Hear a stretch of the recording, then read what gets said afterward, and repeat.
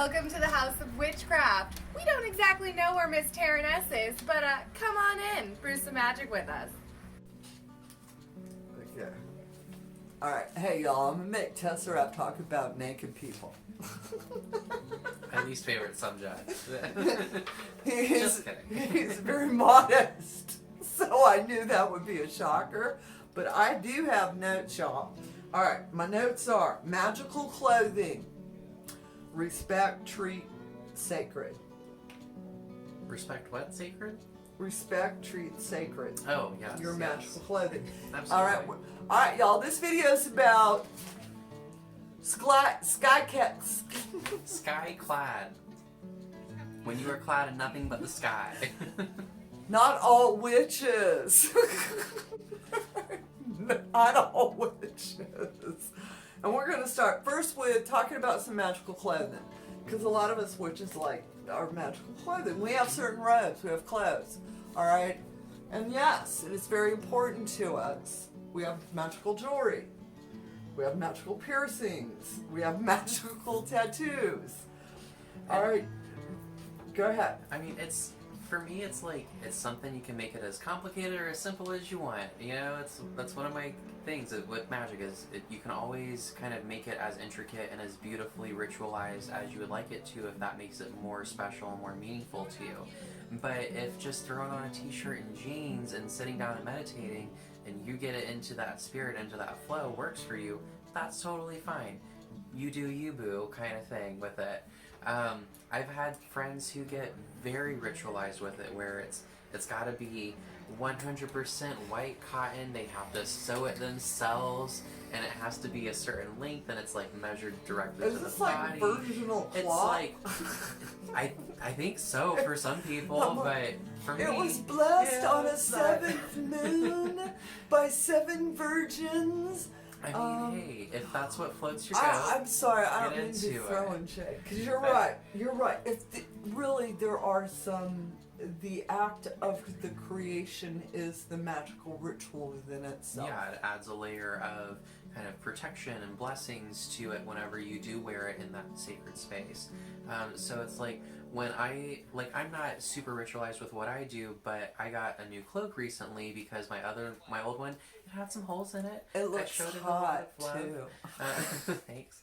But I had this awesome seamstress make this cloak for me, and it had all of her energy in it, but when it got to me, I wanted to put some of my energy into it. So I had a good incense blend that I put together to kind of bless and kind of consecrate this cloak as being mine and binding it to my energy. And I smoked that cloak out. I put that incense bowl going underneath one of those tall bar chairs, and I draped my cloak underneath it and smoked it out. This, though. And it this was is brilliant. I thought it was really cool, and it Yes. smelled so good afterwards. And now I bring it to the cottage, and now it's got some of the cottage smell on it because it smells like the bonfire. Yep. And so it's now it's just a wonderful blend of all those magical smells. And every time I put that on and I smell that, I have all of that energy with me. So it works. Yeah, my cloaks smell like the cottage bonfire, and same thing. When I put them on, it immediately takes me to that magical space. And you can have that same sensation using a scent that brings you to ritual headspace. If a very common frankincense, myrrh, all right, will to store your clothes, your magical clothes, or your cloak, whatever, with these scents, because the olfactory, Olfactory, yeah. olfactory. Y'all just don't know what I've been doing tonight. The olfactory, blah, blah, blah, blah, blah, blah. I ain't even gonna try and say it again. All I'm gonna say is that your nose, it knows stuff. All right, and you can use that. All right, to create that, because that's what happens for us. We're talking about, for us, it's a very the bonfire smell. And I go into my house and I pull up the cloak and I'm like, oh my god, it smells like bonfire. I love that. I'll never wash this cloak again. But you can recreate that solitaire. It's by using this scent or you store it so that when you put it on, it takes you to that headspace. Mm-hmm. And for the longest time before I had like a group that I was working with, the thing, that kind of olfactory stimulation that made me feel really witchy was when I would open up all of like my little herb cupboard and I'd smell the blend of all of those, the resins and the herbs and everything. To me, I was just like, this is magic. And so I'm like, when I made my incense, I was really throwing just everything in there. But it's what felt right to me. So, you know, you gotta do what works for you. A lot of people love that dragon's blood. Dragon's blood is a great one. Yes, it is. Easy to find. All right. Now, this leads us to the next part of a conversation about that Skyclad word. Yeah.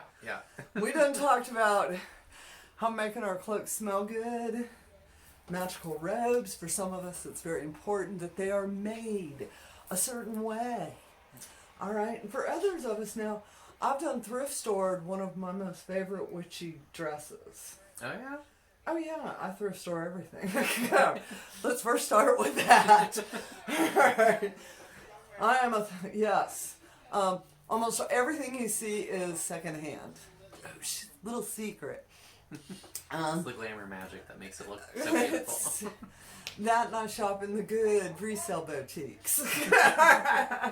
But I do. I really do. I believe in sustainable fashion, and my way of doing it is I shop secondhand. But I shop high-end secondhand. I'll be the first to admit that. But I have a dress that is very, as soon as I put it on, it just made me feel good. Mm-hmm. It's, you have that, you know, you put on that outfit. Yeah. And that little vest, you know. Right. Same thing. You're like, I'm svelte. And everything. And so I took it home and I washed it. And at that moment I started treating it as a sacred robe. All right, if you choose, and it doesn't matter if it's made by so-and-so or if it's from the thrift store, what matters is how you treat it from that point forward. All right, my dress hangs in a special place. I do actually talk to my clothes periodically because I'm that witch. All right, just who I am, witches. Y'all like, I want to know who Taren S is. Well, she's in her closet talking to her clothes. That's who she is. No, they're very important. They're part of what, and I'm very particular about some of the pieces that I have for clothing. Mm-hmm. Now you'll hear, I joked with Teseraph, the word Skyclad. Historically, that doesn't occur. All right? I mean, unless you're watching Outlander, yeah. Okay. I'm not gonna... Historical. I'm not gonna get with you on my academic reference is a TV show. Yeah. No. Not accurate, folks. No.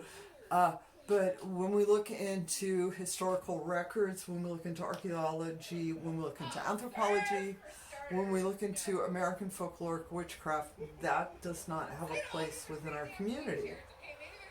We do not run around the fields naked. Not to say that we don't run around the fields naked. We do run around the fields naked occasionally, but we don't have a word for it. Yeah, it's not like a required thing if you're showing up to serve that everyone's gonna be doing it, you know. Do not show up naked at my circles. You will freak me out. But we also have, and I've been around many witches in which choose to be a la naturel under their cloak. Okay. Or under their robe. Mm-hmm. Where they still, and I respect that sense of just the freedom, the confidence, wanting to be one with nature. A member of one of my first covens, my coven, I hived, Circle in the Willows, we had all naturel. He wasn't an exhibitionist. He didn't, it wasn't about you. Yeah. He wanted to go stand in the woods all by himself naked. And I totally respect that. I mean, I've seen a lot of I mean, we're in the age of body positivity and being empowered and just being, comfortable in your skin. And for some people that it's a very needed healing experience. So if you feel called to do it, I mean, yes, for him it was part of his morning ritual. At 6 a.m. he got up and took a walk in the woods naked. It was his way of connecting to everything, and his. And I'm not going to tell you all I understand it. All right, it's not for me to understand other folks' magic. I respect he was doing magic, so I gave him his space, and he was a good folk, and he was always good to us, and that's what mattered. All right, and through him, I learned that there are magic folk that express themselves this way. Just as there are magic folk that paint their faces, do all sorts of other things, dye their hair strange colors. There ain't no telling what magic folk do. But this is part of our community, witches, all right? And if you choose to be part of the Skyclad, typically if you go to like a gathering, they have an area. Nobody's stumbling across it. You cannot accidentally... You cannot accidentally walk a quarter of a mile and take 2 lefts and a right. That's what I'm saying, all right? At the gatherings I've attended, it's always been treated with the utmost respect, all right? First of all, because like you were saying, it doesn't matter if it's our way. That's not what we're trying to convey to y'all here today. We're trying to explain the different flavors of our community, and that we have to respect them all. Absolutely. Yeah, everyone's in a different path or at a different spot on their path. Yeah. And we've got different things to work through and explore, and it's just allow them to be comfortable and hold space for them, and do what you feel you need to do. And if this is something you're uncomfortable with, and ask the group. Yes, we do have some groups, not a lot. I think there's not really that many of them that are all Skyclad. No, I haven't heard of a whole bunch. No, I mean, there's like maybe a 1% kind of the. There's like 1% of the Skyclad. And if you're uncomfortable, pop an email off and ask them, are you part of the Skyclad tribe? And if you're looking for the Skyclad tribe, then definitely pop in an email off. Yeah. Don't just show up, expecting one thing. But yeah, for even within their traditions, especially the Skyclad traditions, they're fairly closed for the most part. You don't just show up to one of these events, all right? You're not gonna fall through some bushes and find a group. And this is not like public stuff. What they're doing is done in private with their members. It's very respectful. All right, highest regard for these folks. Okay, but to be aware that there are these flavors in our community. All right, and that not all witches are Skyclad. In fact, a lot of witches never ever are Skyclad. Yeah. And it's one of those personal boundary things that you've got to sit with and figure out for yourself. Because, I mean, I have heard of some groups that it's not necessarily part of their, everyday ritual that they do. But at some point in the journey, there is, an initiation of some sort where everyone is suddenly Skyclad. And you're like, if you're not down for it, you don't have to be down for it. That's okay. And it's okay to ask questions, all right? And if you want to know, does the House of Witchcraft? No, not even during an in-person initiation. I do not want to see you like that. I respect those that do and sit that sacred space for that activity to happen. Mm-hmm. We do not sit space for that to happen. All right, we're more of the run through the field type witches with your clothes on. You need your clothes on if you're going to run through the fields, because your ass cheeks are going to get hit with stuff. The sundress on, Well, I'm just saying you need it. We run through the fields. You need to have something on to protect. Yeah. Because your ass is going to get smacked from all this stuff. You ain't no telling. There's a reason why we wear our clothes. It's because the other stuff. Because Mother Nature's a little too close. It's like, I don't think so. All right, but to also be respectful outside your own personal. I love Teseraph. You stated to set your own personal boundaries, and you're absolutely yes. But at the same time, understand other folks, they've set their boundaries too, and you need to respect them. All right? And if you're going to a new group, no questions, stupid. You know? And I've gotten that question here at the cottage where somebody's like, y'all wear clothes, right? You know? And I appreciate it. I'm like, yes, we do. You know? No problems. We're just touching base. And that's what you need to do. All right? Is ask questions and to find the group that is your flavor and your comfort. I firmly believe that for the witches that are seeking groups, there's a group out there for you. There's a witch to every group, a group for every witch. Absolutely. That wants it. Because I know a fair amount of our community are like, I don't think so. You know, if the group says that group doesn't exist, then that's not the right group for you. Go find the group that says, oh yeah, we do that here. Right, yeah, find the group that works with you, and also understand that a fair amount of our community will never ever be a part of group, and they're just fine with that. It's not part of the, I'm a witch, I have to join a coven. There's no checklist.